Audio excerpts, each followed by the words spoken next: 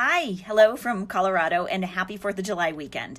So, two stories. There is a lot of noise right now about the president's military parade on the 4th of July. Yes, it is unusual for the U.S. to hold such a parade. Big picture, civil rights groups say that the question is intended to lead to an undercount of immigrants.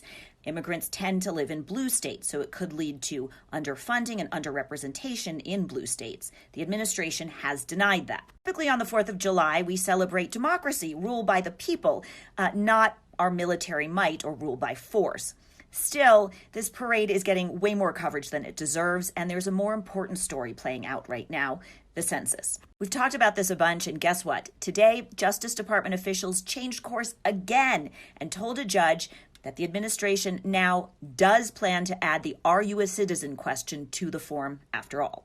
But in the meantime, the lawyers said they will also be looking at ways they can add the question back in. The president today said they might consider adding the question as a bonus extra question at the end. Now remember, the census is a more than $15 billion undertaking, printing more than 130 million forms, and the Commerce Department says they are currently printing the forms without the question and will continue printing them without the question. In remarks today, the president seemed to contradict his own lawyers and his administration's stated rationale for this question.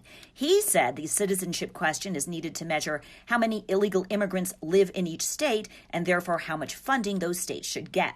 Now, the president also said he's considering adding the citizenship question to the census by executive order. This would set up a confrontation with Congress because the Constitution says Congress, not the president, has final oversight for the census.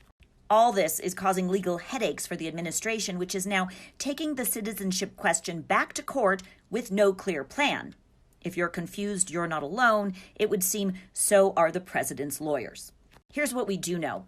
Just having this conversation publicly, keeping the citizenship question in the public dialogue, could itself lead to an undercount because it stirs up confusion and fear. Plus, it keeps this alive as a political issue.